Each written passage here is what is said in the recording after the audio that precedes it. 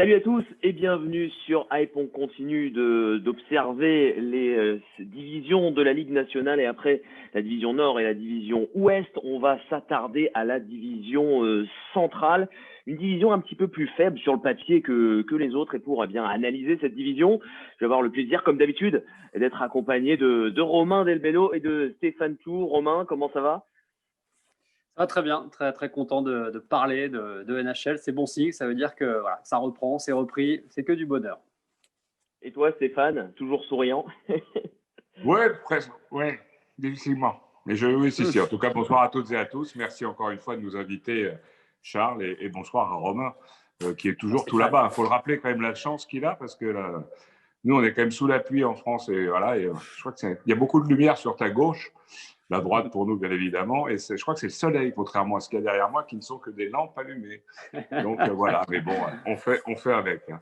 D'ailleurs, Romain, tu vas pouvoir aller assister à quelques entraînements cette année ou alors à cause du Covid, c'est impossible? Non, pour l'instant, tout est fermé. Tout est absolument bloqué. Match évidemment, mais entraînement aussi. Alors que d'habitude, il y a un accès à full access, ce qui est assez incroyable d'ailleurs quand on y pense. On peut se retrouver à 30 cm du plexi et voir les stars de la NHL, les stars des Kings en l'occurrence, ou quand Crosby et les Penguins sont venus, j'étais collé au plexi, il était devant moi, je voyais ces petits maniements, ces petits exercices. C'est quand on voit la grandeur de la NHL et les stars que sont ces joueurs, être capables de s'approcher d'eux à ce point-là, on se dit que par rapport à d'autres sports, il y a des choses à apprendre pour certains autres sports. Voilà, le message est passé. À vous, Charles. C'est vrai que c'est une chance assez énorme quand même, quand on est fan de NHL, d'habiter aux États-Unis. On va commencer avec la première équipe, les Hurricanes de la Caroline, qui ont été vaincus au premier tour des séries, si je dis pas de bêtises, la saison dernière contre les Bruins de Boston. 4-1, on a été un petit peu déçus par cette formation en séries éliminatoires. Mais c'est quand même une belle équipe qui a de l'avenir, avec des jeunes, notamment Svechnikov.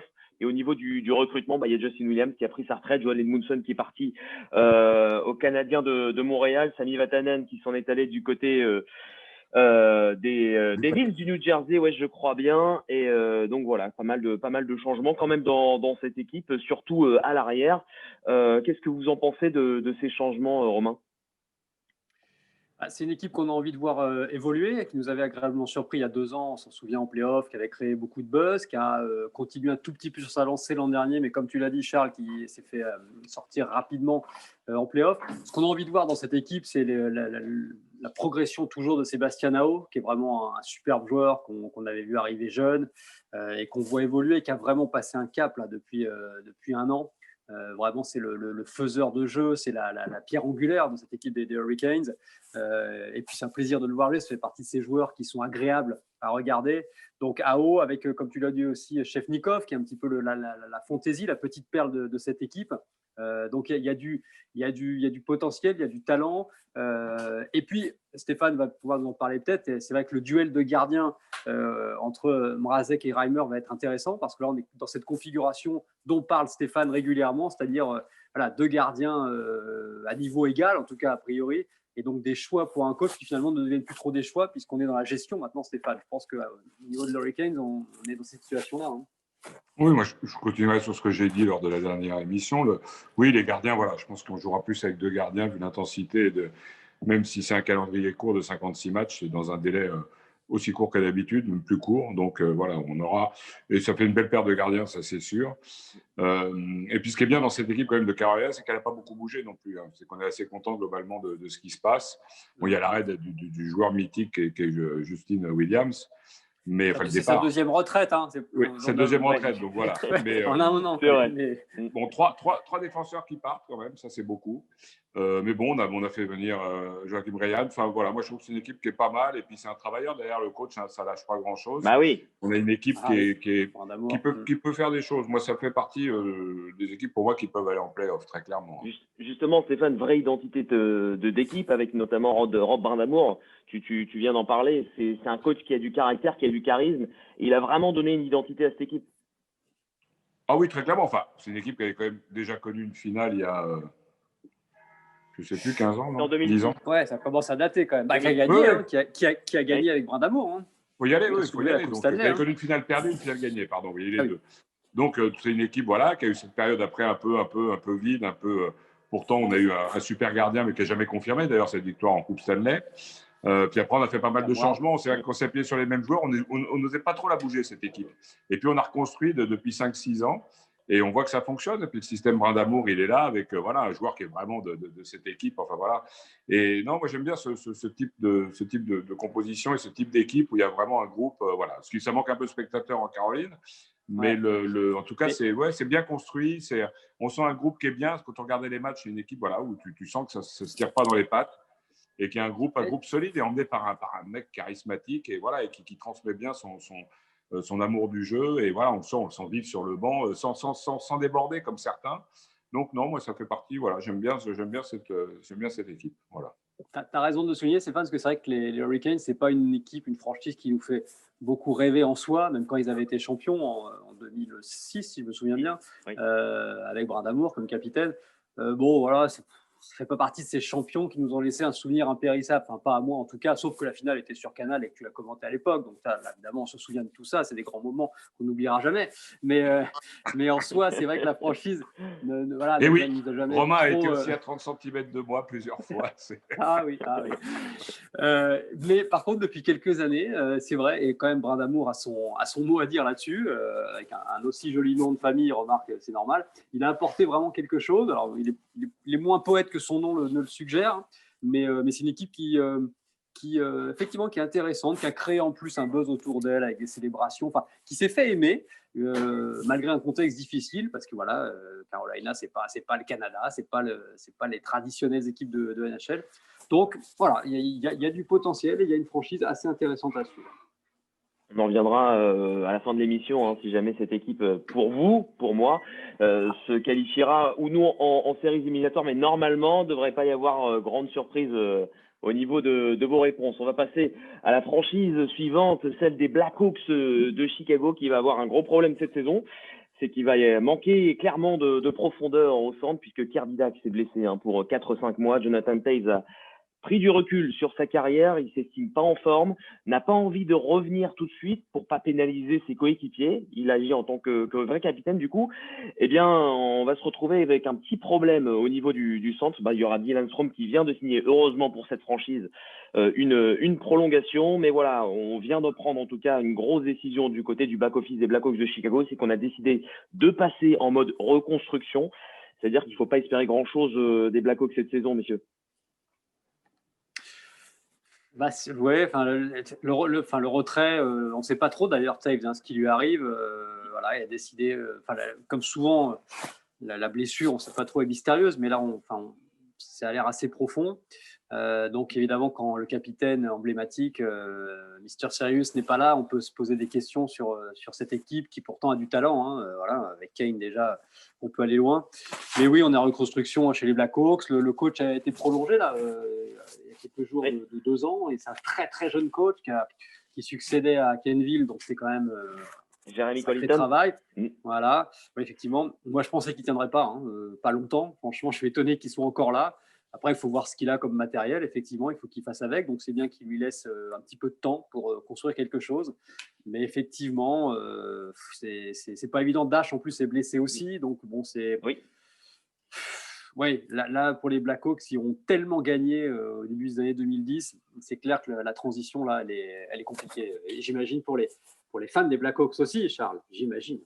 Effectivement, pas grand-chose à espérer cette saison. Il y avait quand même de l'attente autour de Kirby Dach, capitaine de l'équipe Canada, mais il s'est blessé avant même le début de la compétition. Stéphane, au niveau des gardiens, on a décidé de frapper fort du côté des Blackhawks de Chicago, pas forcément dans le bon sens du terme, puisqu'on s'est séparés des gardiens 1 et 2, une belle doublette pourtant la saison dernière, Corey Crawford et Robin Lehner, les deux sont partis. Du coup, on va partir avec des petits jeunes qui n'ont pas forcément beaucoup d'expérience, Malcolm Subban, il y a aussi Kevin Lankinen qui n'a pas beaucoup d'expérience, Colin Delélia non plus. Là, c'est un gros risque quand même du côté de Chicago. On a envie de tanker un peu. C'est un risque, mais ça prouve et ça montre la vraie volonté de cette équipe de reconstruire complètement et puis essayer de sortir les anciens, les anciens et les piliers, parce que Crawford en était un, donc très clairement. Il y aura encore des joueurs d'expérience quand même dans cette équipe, surtout en défense, avec qui c'est Seabrook. C'était une équipe vieillissante et elle l'est de toute façon. Il fallait renouveler. on a une équipe qui, là, on va pouvoir reconstruire. C'est vrai qu'il y a Saad aussi qui est parti, qui est un joueur d'expérience. Mahata en défense, il y a du monde. Il y a eu vraiment Là, il y a du ménage. Alors, on parlait qu'il n'y a pas grand-chose pour l'équipe précédente, c'est-à-dire pour Carolina. Là, Chicago, voilà, on essaie de reconstruire avec un coach jeune. C'est vrai, là, on met vraiment un grand coup un grand coup de pied dans la fourmilière, c'est-à-dire que si fourmilière, on peut l'appeler comme ça, mais en tout cas, voilà, clairement, il y a une volonté de reconstruire complètement et de faire un petit peu ce qui avait été fait il y a 2 ou 3 saisons par New York. Et voilà, et qui continue. Il y a eu le départ de Lundqvist cette année. Donc voilà, on est sur le même schéma. Voilà, reconstruisons et il faut faire ce qu'ont fait certaines équipes pour arriver en finale. On pense bien évidemment à Tampa ou Nashville, voilà, qui avaient su vraiment renouveler avec une base d'anciens, parce que tu ne fais pas une équipe qu'avec des jeunes, c'est impossible. Surtout, je pense encore plus en NHL, il faut l'expérience. On le voit à chaque fois, les équipes qui vont au bout ont quand même 2-3 joueurs d'expérience dans l'équipe. Ça apporte toujours quelque chose, que les jeunes peuvent avoir la pression à un moment donné. Enfin, voilà. Donc, mais là, oui, on voit très clairement une volonté de reconstruction totale. Par contre, l'ami Stan Bowman, il se met des cadors à dos. Il a décidé de partir en reconstruction alors que les Blackhawks étaient parvenus jusqu'aux séries un petit peu miraculeusement la saison dernière. Officiellement, on a décidé, on était un peu mécontent de la situation du côté de Patrick Kane, de Jonathan Toews, de passer en mode reconstruction et de pas faire, par exemple, comme les Penguins de Pittsburgh qui décident d'aller jusqu'au bout avec leur équipe vieillissante, Sidney Crosby, Malkin. Et la même chose pour les Capitals de Washington qui tentent le tout pour le tout de continuellement d'améliorer leur formation avec leur star vieillissante. Ça passe mal, Romain. Là, tu te mets à la place de Patrick Kane, qui est un joueur exceptionnel, l'un des tout meilleurs de la décennie et de l'histoire de la NHL. La place de Toews aussi, capitaine emblématique, ils ont gagné 3 Coupes Stanley, ils ont été ultra dominants au début des années 2010. Et c'est sûr que pour eux, leur dire maintenant à leur âge qu'ils n'ont plus aucune chance de gagner la Coupe Stanley, voire d'aller en play-off parce qu'on reconstruit une franchise, bon, voilà, ça a beau être leur franchise de cœur, si on veut, parce qu'ils ont été draftés, ils ont joué toute leur carrière. C'est sûr que c'est dur à entendre pour eux qui sont des compétiteurs. Donc peut-être ça laisse augurer des départs, alors pas là maintenant, mais à terme, il était de jouer mal à Patrick Kane rester aux Blackhawks s'il n'y a aucune chance de gagner quelque chose. Donc ça serait des sacrés mouvements. Mais c'est vrai que Malcolm Subban dans les buts, s'il devient numéro 1, c'est sûr que c'est pas une assurance tout risque, quoi.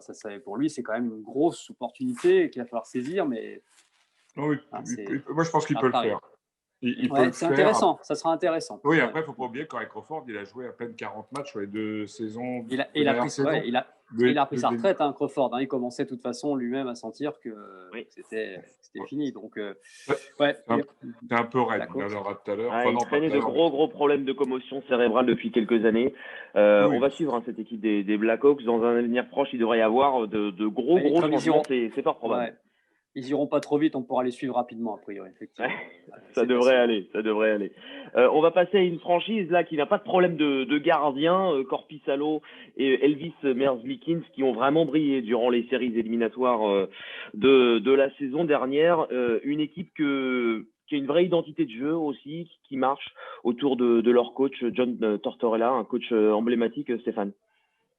Oh oui, un coach emblématique qui était déjà cherché la Coupe Stanley avec Tampa en 2005, qui est passé par beaucoup de clubs, qui est un coach un peu à l'ancienne. Moi, ce que j'appelle un peu à l'ancienne, c'est un peu gueulard, mais bon, qui sait tenir son équipe et voilà, qui est quand même solide. Il a traversé des époques et voilà, il a su aussi un petit peu s'adapter parce que sinon il ne tiendrait pas aussi longtemps. Donc voilà, c'est quand même ce que j'appelle des coachs à l'ancienne.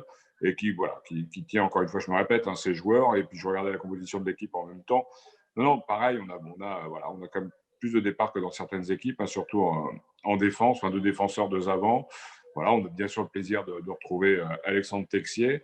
Oui. On a une équipe de jeunes, là, pareil, ça reconstruit sérieux. Je veux dire, c'est vraiment jeune, c'est super jeune. Et dites-moi, Charles. Non, justement, j'allais dire une équipe très jeune qui, malgré de nombreuses blessures la saison dernière, nous a quand même étonnés, épatés.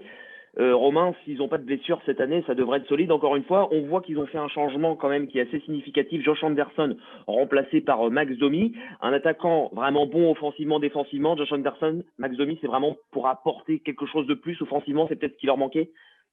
C'est de la bonne dynamique, hein, Max Domi. On le connaissait depuis Arizona. À Montréal, il s'est plutôt bien débrouillé la première saison, un peu plus compliqué l'année passée. Donc là, sur la relance personnelle, il a quelque chose à jouer à Columbus. C'est une équipe intéressante avec un coach, c'est vrai, Tortorella, que moi j'adore. Un peu à l'ancienne, comme dit Stéphane, mais plus humain que ce qu'il laisse supposer. Parce qu'il nous fait des conférences de presse mythiques où il est capable de passer à la sulfateuse des journalistes, et avec ses joueurs aussi, je pense que il peut être très très dur avec ses joueurs, C'est mais le je pense qu'il peut Mourinho. aussi. C'est le Mourinho du hockey. C'est Mourinho, mais je pense plus humain, je dirais, plus humain que Mourinho parce qu'il a une vraie facette sensible. Bon, moi, je dis pas que Mourinho n'est pas sensible, mais voilà. Alors oui, et pardon, Romain, je coupe de nouveau, mais oui, tu as raison, parce que ce qui est très important, parce que ce n'est pas toujours le cas de certains coachs, c'est qu'ils défendent ses joueurs coûte que coûte. Et ça reste quand même important, parce qu'il y a gentiment des coachs qui, dès que ça va mal, ont tendance à balancer sur 2-3 joueurs. Et lui, globalement, il a un choix, il a une équipe, et il est tien. C'est un coach que j'adorerais avoir. Je pense qu'il me motiverait, il me ferait peur, dans un sens, mais dans le bon sens du terme. Il me motiverait, j'aurais envie de me bouger pour lui parce qu'il représente quelque chose. Et de toute façon, son palmarès parle aussi pour lui. Donc, il est très bien dans cette équipe. Il l'a vraiment bien boosté depuis plusieurs années, avec notamment l'énorme surprise il y a 2 saisons lorsqu'ils sortent Tampa Bay en 4 matchs au premier tour. C'était quand même un fait d'armes exceptionnel.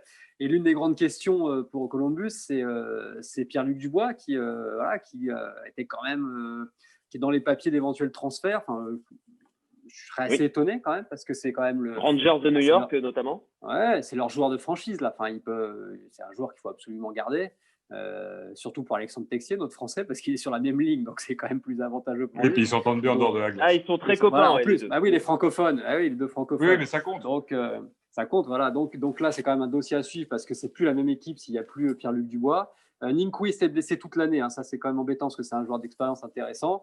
Du coup, Mikko Koivu, qui a été recruté, va apporter toute son expérience. Donc voilà, il y a la jeunesse dont on parlait, il y a l'expérience, certains joueurs, du coach.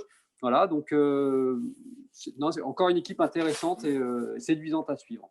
Et puis surtout, tu as souligné un gros problème à Columbus, c'est qu'on n'arrive pas à garder les stars. Il y a Pierre-Luc Dubois, mais il y avait Artemi Panarin, Sergei Bobrovsky. Ouais. Les stars ne veulent pas s'attarder à Columbus. Ça reste quand même assez étonnant. Oui, parce que, comme on le dit, c'est plutôt intéressant comme équipe. Donc, il y a un potentiel. Donc, bon, après, parfois, il y a les dollars aussi. Hein, l'appel des dollars est fort. Hein, Panarin, je pense qu'il est aussi parti un petit peu pour ça. Une doublette qui va être intéressante à suivre cette saison. Seth Jones, l'héritier, on va dire, de Victor Hedman, peut-être dans quelques années, accompagné de Zach Werenski en défense. Ça reste du très très lourd. On va enchaîner, messieurs, il y a quand même pas mal d'équipes à voir. On va passer aux Stars de Dallas, les étonnants finalistes, la saison dernière, battus par le Lightning de Tampa Bay en finale. Pas énormément de changements, on s'est quand même débarrassé, non. Mais Corey Perry s'en est allé du côté du Canadien de Montréal et Mathias Janmark du côté des Blackhawks de Chicago. Pas beaucoup de changements, mais une blessure quand même assez inquiétante, celle de Tyler Seguin, comme vous voulez. Je sais qu'on n'a pas forcément la même prononciation. Ça risque de peser, même si c'était un joueur qui n'était pas forcément exceptionnel en séries éliminatoires. Quand on regarde la formation, c'est un joueur quand même super important de cette équipe des Stars. Oui, Tyler. Moi, je dis Seguin parce que j'ai l'habitude de l'entendre à l'américaine, mais c'est vrai qu'on devrait presque dire Seguin, mais il est anglophone. Donc, bon, admettons, alors, personnalité aussi, et puis c'est un buteur. Enfin, voilà, c'est vraiment un super joueur. Cette première ligue, elle est exceptionnelle quand elle est réunie, quoi. Ben, Seguin, Radulov, si ça joue, on est sur une des 5 meilleures lignes de la ligue, quoi. C'est du bonheur absolu, c'est de l'offensive, c'est du spectacle. Donc là, Seguin va être absent 2 mois. Bishop également, dans les buts, va être absent, même si les Stars ont l'habitude de faire sans lui et ils s'en sont sortis pas mal. Donc, la vraie question qu'on se pose, c'est est-ce que les Stars, Stéphane, j'imagine, c'est est-ce que les Stars sont capables de faire ce qu'ils ont fait l'an dernier, puis ils nous ont quand même surpris en allant jusqu'en finale de Coupe Stanley, avec un jeu toujours des plus séduisants, des plus fun, mais bon, efficace. Est-ce qu'ils sont capables de refaire ce mini hold-up ? Bon, le format de la saison un peu raccourci peut permettre tout, mais je ne suis pas certain. Là, je pense qu'ils sont allés au bout de leur logique l'année dernière. Oui, et puis c'est une équipe vieillissante aussi. Donc, mais avec des joueurs, il y a un vrai groupe. La preuve, c'est qu'on a vraiment fait venir peu de monde, personne même d'ailleurs, pardon. Donc personne n'est arrivé. On s'est séparé de 2 joueurs. Corey Perry, je pense que ça n'allait pas avec certains joueurs dans l'équipe. Ça ne devait pas très bien se passer avec Radulov et puis 2-3 autres. Donc voilà, on a gardé cet esprit avec Radulov qui a pris la main sur cette équipe en termes de leader et bien sûr entouré de Seguin, Céline, enfin comme vous voulez, avec d'autres joueurs d'expérience. Mais une équipe non qui peut faire quelque chose. Dallas a toujours surpris. Hein, ça a rarement été une équipe à la rue. Voilà, c'est une équipe qui est en haut depuis de nombreuses années, qui est capable d'accrocher souvent les équipes, qui est allée chercher une Coupe Stanley il y a bien longtemps, encore une fois. Donc, c'est plus du tout le même style d'équipe et le même style de jeu, c'était une autre époque. Mais il a gardé quand même une dynamique et une ville, par contre, là où il y a du monde. Hein, ça fonctionne, le hockey. Hein, c'est plein. Enfin, je veux dire, c'est comme à LA, ça doit être des villes presque dans le désert. Non, mais c'est pas. Voilà, au début, tous les gens pensent Vancouver, enfin, Colorado, etc., ou Montréal.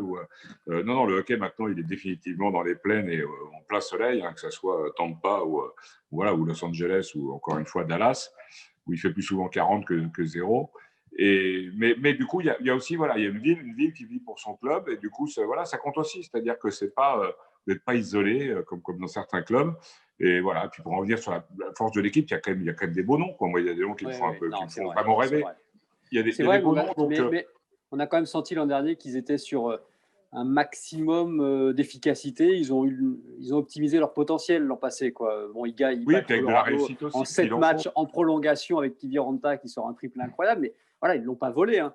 Mais ils ont poussé leur réussite au maximum. Est-ce que tu peux le faire 2 années d'affilée? C'est plus compliqué. Hein. Voilà.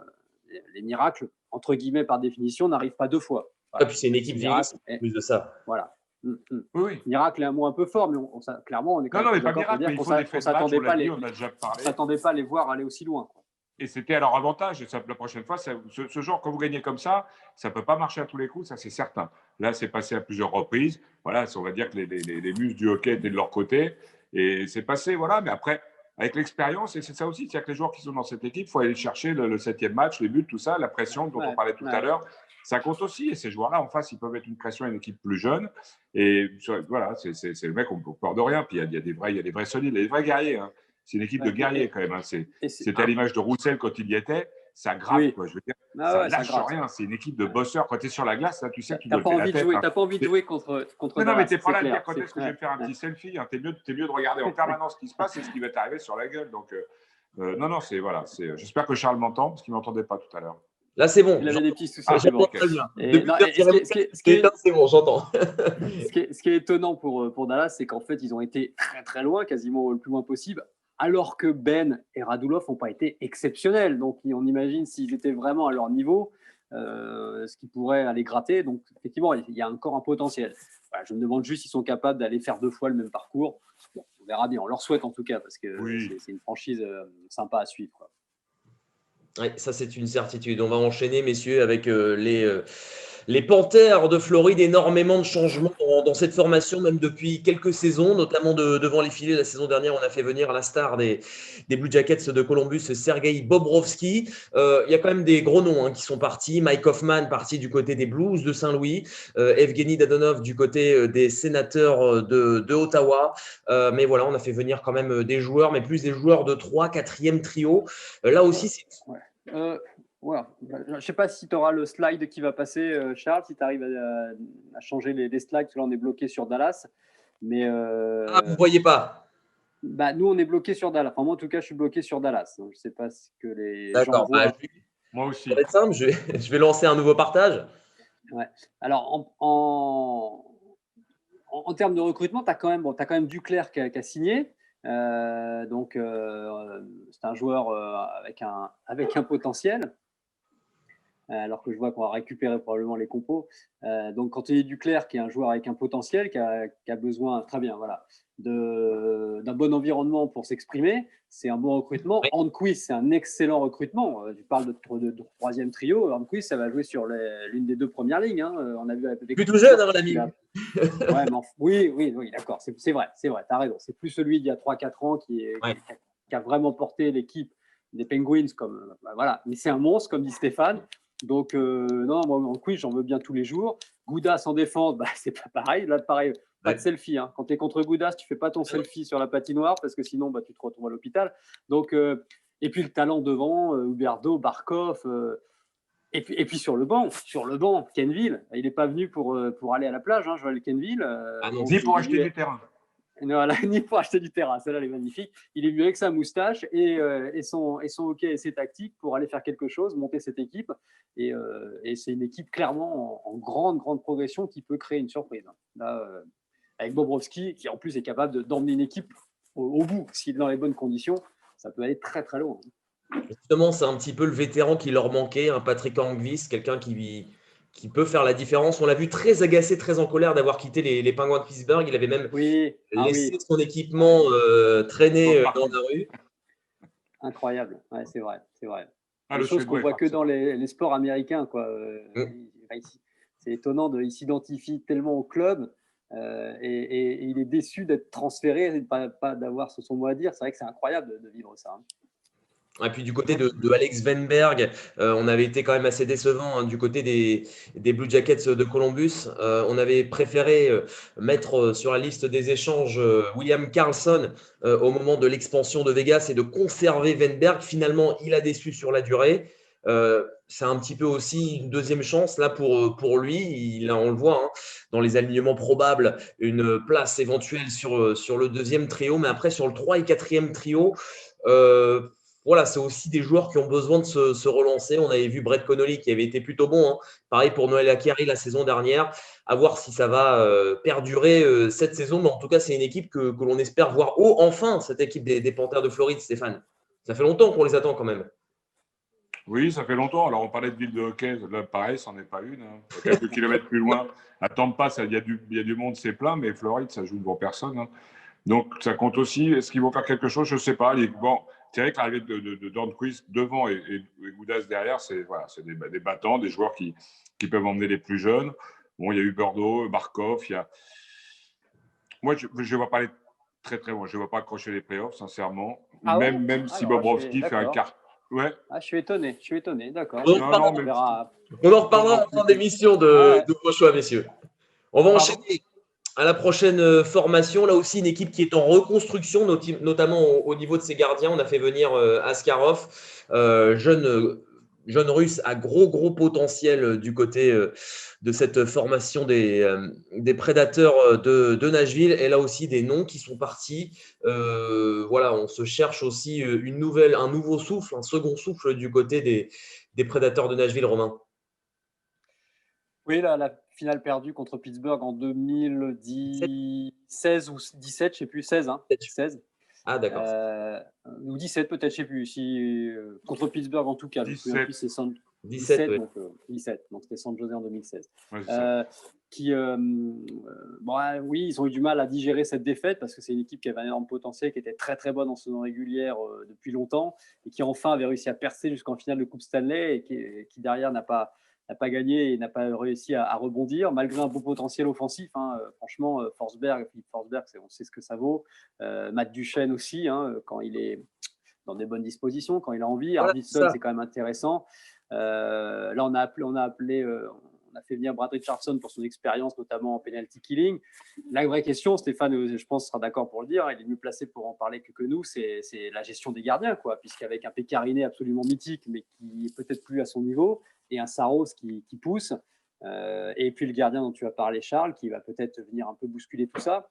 Donc Nashville, clairement, se met en reconstruction, même si quand on voit les noms sur le papier, je pense que si tu dis à Matt Duchesne que Nashville est en reconstruction, il va nous faire une Patrick Kane, quoi. Il va pas être d'accord. Hein. Ça n'a vraiment pas fonctionné la saison dernière, mine de rien, offensivement, parce que quand votre meilleur pointeur, c'est Roman Yossi, et qu'il est loin devant tout le monde, on a été déçus des Ryan Johansen, des Matt Duchesne, des Philippe Forsberg.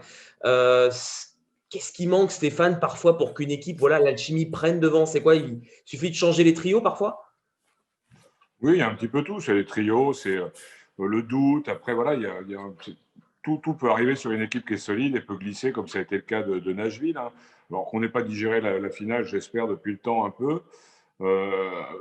Sur le jeu, oui, de toute façon, là, voilà, il y a des noms, hein, même si je trouve qu'il y a quand même plus de gros départs que de gros arrivées. Hein.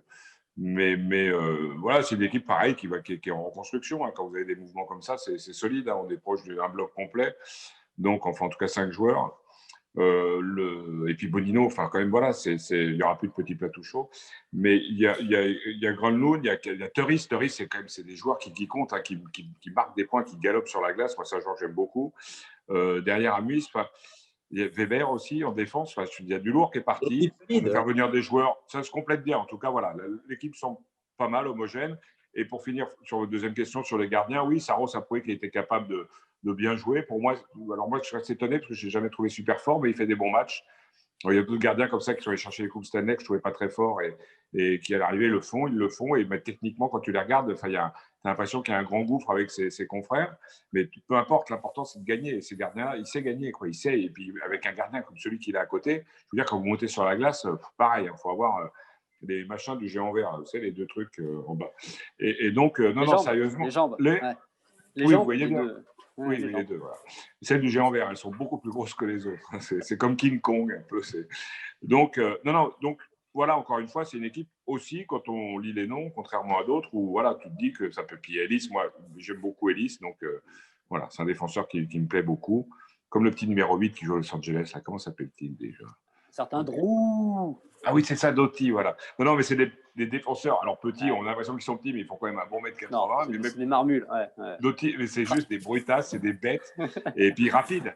Et dans le jeu, voilà, c'est des joueurs qui apportent beaucoup. Josie a aussi prouvé voilà, qu'il était plus que là. Comme vous le disiez, en étant meilleur buteur, c'est ce qui reste quand même assez hallucinant. Et ça prouve quand même le manque, voilà, le problème offensif. Forsberg qui est quand même assez irrégulier. Non, mais c'est une équipe, voilà, moi je trouve que c'est une équipe qui peut vraiment faire quelque chose, très clairement. Oui. À voir si ça va prendre offensivement du côté des Prédateurs de Nashville la saison prochaine. Et on va passer à la dernière équipe de cette division, les champions en titre, le Lightning de Tampa Bay, qui là aussi a vu de nombreux joueurs partir et surtout Kucherov qui a vu sa saison s'arrêter avant même qu'elle ne commence. Il est blessé pour la totalité de la saison. Nikita Kucherov, lui qui avait été si important du côté du Lightning de Tampa Bay en série éliminatoire. Après, ça reste une machine de guerre. On va avoir le retour de Steven Stamkos, Romain. Ouais, donc Kucherov qui effectivement s'en va, mais Stamkos revient entre guillemets, donc c'est il y a pire comme problème, c'est un problème de riche, mais bon, Kucherov qui est pas là, c'est évidemment quand même très très grave.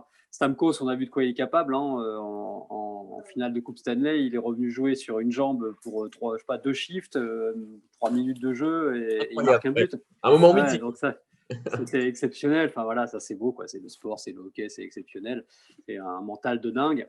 Et donc malgré l'absence de Kucherov qui là est sur les projections, mais en fait n'y sera pas, tu as quand même Brendan Point qui est un joueur qui est étonnant parce que c'est pas un joueur qui fait star. Enfin, c'est pas une star de la ligue, mais c'est presque la pierre angulaire de cette équipe de Tampa Bay qui marque tellement de buts en power play, qui est omniprésent. Et pourtant qui est dans l'ombre de Kucherov, de Stamkos, de Hedman, le défenseur, en termes de popularité. Mais bon, voilà, c'est une équipe qui est championne, qui devait être championne. On le savait, elle avait le potentiel depuis au moins 2 ans d'aller au bout. Elle y a été. On va voir comment elle va défendre son titre, mais elle a clairement les moyens. Puis on va voir le Callan Foote, qui est, je crois, le fils d'Adam Footy, comme ils disent là-bas, l'ancien joueur mythique, le défenseur mythique de l'Avalanche. Le joueur mythique de l'Avalanche. Donc voilà, c'est toujours marrant de voir ces joueurs que Stéphane a commenté dans sa jeunesse et de voir leurs fils et leurs enfants prendre la relève. Vraiment, Stéphane. Je commence à voir les petits-fils même maintenant qui arrivent. Là, il faut s'arrêter. Ça commence à être très très moche. Il faut s'arrêter là, oui, c'est clair. Ça s'assombrit. C'est clair. Non, mais oui, donc non, c'est top de voir les voilà. Peu importe les enfants ou les petits-enfants même de certains. Non, clairement, voilà, c'est une super équipe. Puis de toute façon, quand vous regardez en bas à droite de la 4e ligne, vous dites, bon, ouais. Quand tu as Tyler Johnson qui est sur le 4e bloc. Ouais, alors qui a été mis en ballottage récemment, mais je crois pas qu'il ait été. Il n'a pas été réclamé par une équipe. Voilà, réclamé. Mais oui, tu as raison. C'est rien que tu vois, même que la 4e ligne, déjà, Maroon, Gourde, Johnson, ça peut être quasiment faire une 2e ligne n'importe où. Enfin, dans les clubs, en tout cas, en difficulté, voire une première. Donc, c'est les champions. Il n'y a pas de mystère. Point, ça, c'est bien construit. Ça, c'est quand même une équipe qui a été construite solidement et il y a eu des départs de gardiens, tout. Enfin voilà, puis maintenant ils ont un super gardien. Enfin, ça a construit et voilà. Et je pense qu'il y a plein d'équipes qui s'inspirent quand même de ce qui a été fait là. Ça met du temps à construire ce type d'équipe. Et voilà, mais ça fait 3 ans que c'est un avion de chasse, le Tampa. Tu fais On bien. était très surpris qu'il soit sorti il y a 2 saisons par Columbus, mais ça fait plusieurs années qu'ils sont favoris, puis il le reste encore cette saison, sincèrement. Tu fais bien de le souligner, Stéphane, parce qu'on a été tous un petit peu surpris quand Ben Bishop est parti. Et finalement, il a été remplacé par Vasilevski, qui a été si impressionnant jusqu'à présent. C'est même l'un des meilleurs gardiens du monde. Oui, il est dans les meilleurs avec Anderson. Oui, c'est les 2 meilleurs de la Ligue nationale à l'heure actuelle, avec le gardien. D'ailleurs, c'est les 2 plus belles équipes, je pense, Toronto et Tampa. Quand on lit, en tout cas, sur le papier, c'est lourd. Et... Colorado aussi, oui. Colorado. Vegas. En tout cas, les 2 premiers, moi, je mets d'abord Tampa et Toronto avant. Ah, d'accord. Et Colorado en 3. Enfin, bon, après, voilà. Mais c'est vrai, quand on lit l'équipe, et pour en revenir au gardien, oui, c'est important. Vasilevski a prouvé qu'il était solide. On a eu des petits doutes par moment. Il a été numéro 2. Il a pris la place de numéro 1. On a construit. Et moi, le départ, très clairement, en tout cas, ne m'a pas surpris pour dis-moi, Bishop, merci beaucoup. Et non, ça c'était pas étonnant. Il y a eu quand même des petites alertes plusieurs fois. Et même pour lui, c'était important de bouger. Donc, voilà, ce qui arrive au pire, même aussi à Corey Crawford. C'est-à-dire qu'à un moment donné, on a quand même un deuxième qui a montré, qui est même sur la pas gardée, qui montre qu'il a des capacités. Et tu te dis, c'est bon, on a 7 ou 8 ou 11 millions sur un gardien. On va le laisser filer. Puis on va en prendre 2 à 4,5. Et 2 solides et faire de la concurrence. Donc, non, c'est voilà. Mais en tout cas, oui. Que dire sur Tampa, si ce n'est voilà, quoi. Il y a ce qui devrait être le meilleur gardien, sûrement le meilleur défenseur du non, peut-être pas, parce que Edman, dans les 3 premiers. Dans les 3 premiers, non. Le meilleur, tu peux le dire, Stéphane, vas-y. Non, mais il y a quand même du Carlson, je vais pas Carlsberg. Ça y est. Alors, Carlsberg, Cronenbourg, et qu'est-ce que j'ai encore? Une 3e, parce que j'ai fait une erreur. C'est 16,64. Mais on n'est pas à la télé. On n'est pas à la télé, Steph. On le voit, le buveur de bière qui n'est pas foutu de trouver une bière, un nom de bière. Donc, en tout cas, voilà, Edman et Carlson. Oui, c'est solide, quoi. Puis, non, c'est top. Puis Luke Schenn aussi derrière, quand même, sur le 3e bloc. Non, moi, quand je regarde, puis McDonagh aussi, il ne faut peut-être pas oublier non plus. Donc, attends, mais chaque nom, là, tu fais, ah oui, quand même, il est là, lui. Ah, puis le petit jeune là, qui est parti de Montréal, qu'on a laissé partir bêtement aussi, ce fameux Sergachev. Voilà. Est là. Donc, non, mais c'est-à-dire qu'à chaque fois que tu regardes sérieusement, à chaque fois, tu fais, ah oui, quand même. Ah, puis il y a lui. Ah oui. Donc, quand tu es dans l'équipe en face, là, que tu vas t'équiper dans le vestiaire et que tu es en train de mettre tes patins, puis que tu regardes, tu vois les mecs passer, tu dis, ah oui, puis oui, puis sur le 2e bloc, ah oui, puis quand je vais monter, même sur le 3e ligne, ça va être ça. Ah oui, on va se passer une belle petite soirée quand même. Donc, non, ouais, c'est du lourd. Voilà. Bon, et pour finir cette preview, je vais vous demander de vous mouiller un petit peu, messieurs, et de me donner vos 4 favoris pour la qualification en séries éliminatoires. Pardon ? On va faire des 3, Charles. Et des 3. Faire les Red Wings. Ah oui, la dernière fois, j'ai voulu en donner un de plus. Cette fois-ci, j'ai voulu en donner un de moins. Les Red Wings de Détroit, oui. Même s'ils sont loin derrière et qu'ils ont fini loin derrière l'an passé, on a quand même droit de. Iserman montre quand même de belles choses. Iserman montre quand même de belles choses et il a envie d'améliorer sa formation dans un futur proche. Cette équipe des Red Wings de Détroit, avec notamment les arrivées de Bobby Ryan, de Adam Ernie, de Robbie Fabry un petit peu plus récemment. Puis il va y avoir Philippe Zadina, un grand espoir de cette formation qui intègre le top 6. Anthony Manta a montré de très belles choses la saison dernière. Ça ne devrait pas finir dans les bas-fonds du classement. Cette saison, il y a quand même du sang frais qui arrive. Oui, il y a Thomas Greiss dans les buts aussi qui arrive. Donc ça, c'est un choix intéressant. Marc Stahl aussi a été appelé pour son expérience en défense. Voilà, on est clairement dans l'équipe en reconstruction ça fait bizarre de dire ça quand on parle des Red Wings. C'est une franchise tellement mythique qui avait enchaîné 25 saisons, je crois, d'affilée en play-off. C'est quelque chose d'historique dans les sports américains. Donc, c'est vrai qu'aujourd'hui, on a du mal à se dire qu'avec cette équipe se bat pour rien, clairement. Donc là, ça remonte petit à petit. Est-ce qu'ils sont capables de faire un jump de la toute dernière place de la cave jusqu'au play-off? Je vois les noms, pourquoi pas, mais bon, voilà. Pas sûr. Ça serait quand même une sacrée saison. Après, c'est une saison tellement raccourcie, compacte, avec des configurations particulières. Les équipes vont se jouer quasiment 2 fois d'affilée à chaque fois. C'est des back-to-back quasiment à chaque fois pour éviter les déplacements. Des fois, il se passe des choses assez incompréhensibles. Il y a quand même un potentiel. Larkin a été nommé capitaine. Oui. Manta, voilà.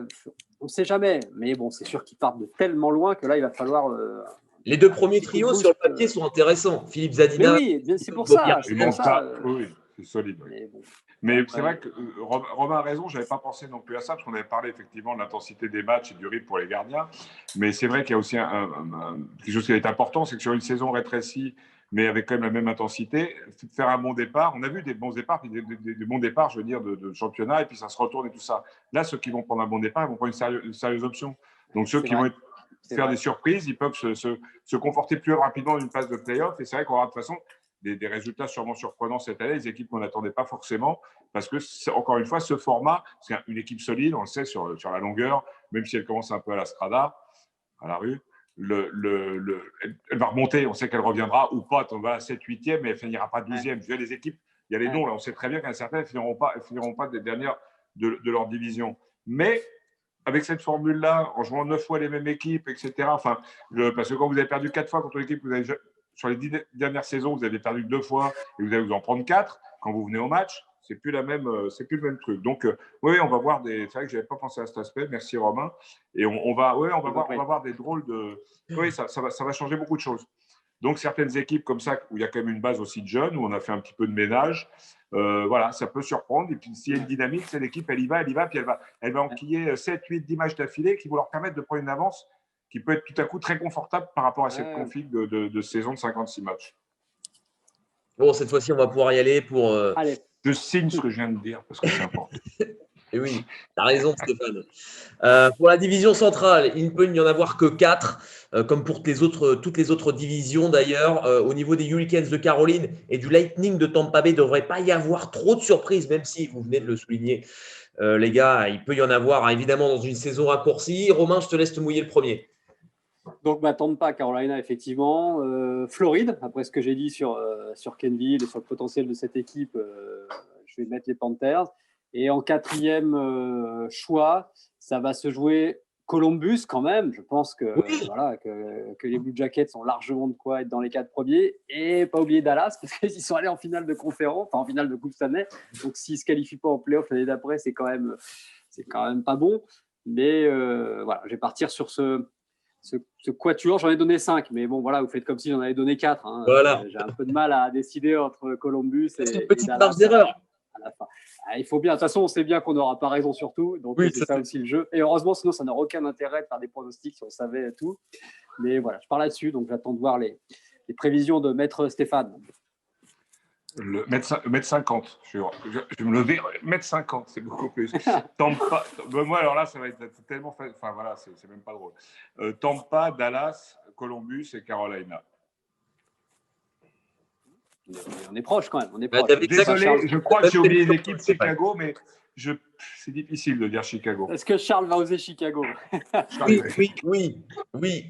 Sans Jonathan Toews, sans Kirby Dach, avec autant de changements et pas de certitude au niveau des gardiens de but, moi, je ne les vois pas se qualifier en séries éliminatoires. Après, oui, voilà, il y a un magicien, il y a Patrick Kane, tout peut arriver. Mais sinon, moi, j'ai exactement la même prédiction que toi, Stéphane. Tampa, Columbus, Carolina et Dallas. C'est ça que tu avais dit? Ah, vous croyez pas dans les Panthers? D'accord, je suis le seul. Ok. Ah oui, non. En fait, il y a tellement de… On est tellement déçus d'une année à l'autre du côté des Panthers de Floride. Il y a bien un moment où ça va passer. Et voilà, comme tu l'as dit, Romain aussi, les Stars de Dallas sont la saison dernière. Je le signe alors. Je signe pour les Panthers. On verra. Et moi, j'avais signé pour le Wild pour la West. Ah oui, c'est vrai. Et ben voilà. Rendez-vous au bout du 56e match. Allez, c'est déjà l'heure de se quitter, les gars. Merci d'avoir fait la prévision de cette division centrale. Merci à toi, Charles. Merci, pardon. Merci à toi, Charles. Merci, Romain. Et bonne soirée à toutes et à tous. Merci à tous d'avoir suivi cette prévision sur le podcast Hype. Et on se retrouve très vite pour analyser la dernière division, la division de l'Est. Salut à tous. The 1-2. Chop toward third. It's a base hit and an RBI for Jeter, and the Yankees lead 3-0. And they toss that ball into the Yankee dugout in case it's his last one. James Holding throws it in the Love, guarded by Barnes. Love, a little jump hook, short, rebound Green. I'm here, you here. I'm a Rave, it's on. All year, every year. Yes, sir. The greatest quarterback, Tom Brady.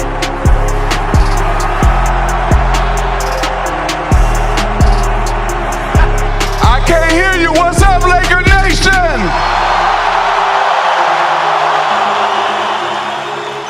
We are here to celebrate greatness for 20 years. I'm so proud of our guys, our coaches, the team. It's unbelievable, what these guys have accomplished all season. I'm just proud to, be a part of this great group. Oh, yes he is. But I tell you, he's unbelievable. Okay, you get in transition. Steph Curry stop and pop. Everything out of me. They gonna get a Super Bowl out of me. Believe that. Believe that. All I can do here is just thank you guys. Thank you guys for all the years of support. Thank you guys for all the motivation. Thank you for all the inspiration.